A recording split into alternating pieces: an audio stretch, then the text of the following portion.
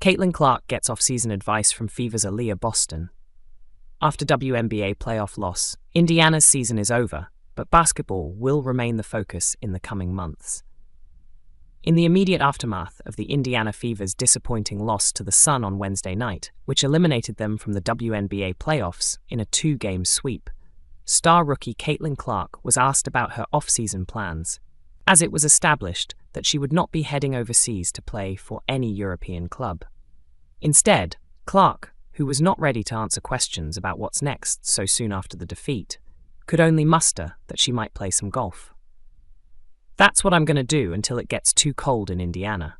So I've got that, become a professional golfer," Clark said.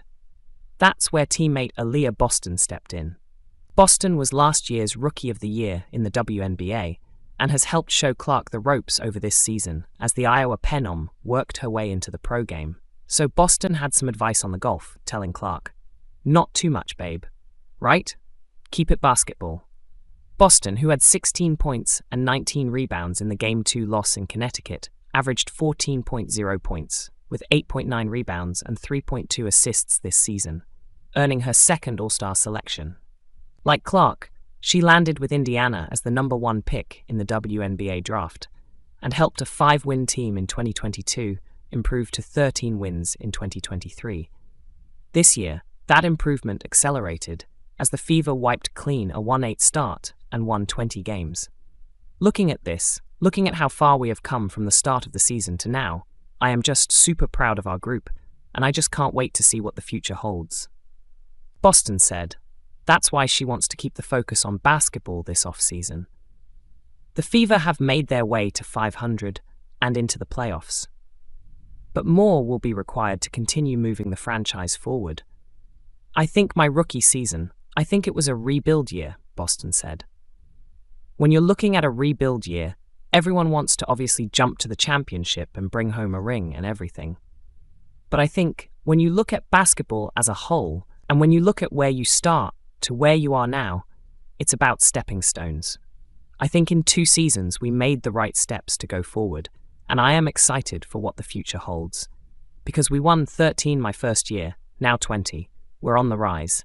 I think it is important to keep that as the focus. Keeping my emotions in check, but at the same time, really?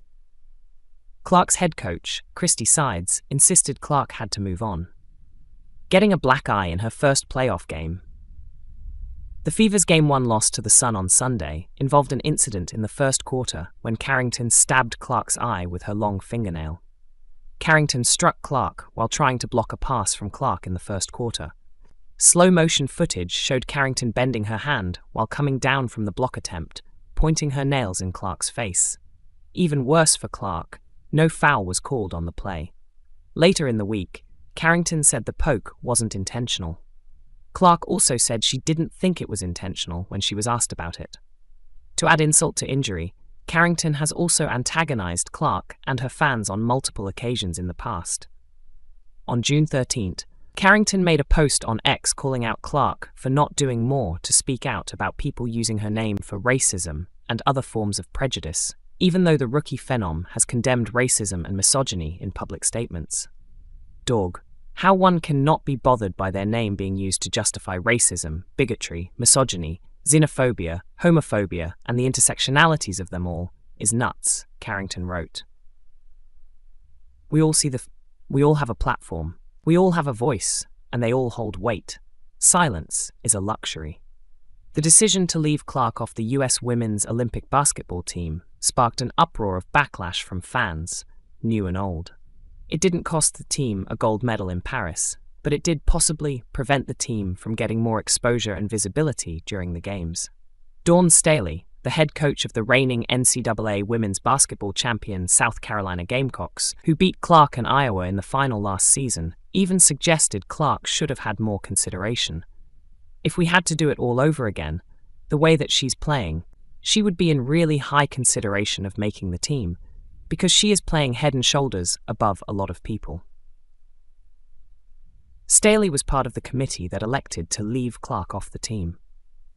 Having alleged screenshots of a private conversation leaked by a WNBA legend, WNBA Hall of Famer Cheryl Swoops, the first player ever to be drafted by the WNBA, is now a women's basketball broadcaster and commentator. She has been criticized this season for being overly critical of Clark at times. But her attempted criticisms once ventured close to slander when Swoops suggested that Clark played 5 years at Iowa and got an extra year of eligibility due to the COVID-19 pandemic. Swoops made the comments during an appearance on Gil's Arena podcast in February in an effort to discredit the fact that Clark broke the NCAA all-time scoring record. Then, on September 2nd, Swoops posted alleged screenshots of a conversation with a contact named Clark in which she apologized for the statements. Later that week, Swoops even had to host an X Spaces event where she explained why she made the false statements about Clark's career, but said she wouldn't apologize to anyone else but Clark. Clark and the Fever found a clear rival in the Chicago Sky this past year. Clark's rivalry with Sky rookie Angel Reese dated back to their college careers before this season. But Clark also got a healthy introduction to Reese's newest teammates in 4 games between the two teams this year. Clark took an infamous illegal hip check from Chicago Sky forward Chenedy Carter on June 1st, when the Sky player charged right into the Fever rookie and knocked her down during a stoppage in play. Clark said after the game that Carter's hit was not a basketball play.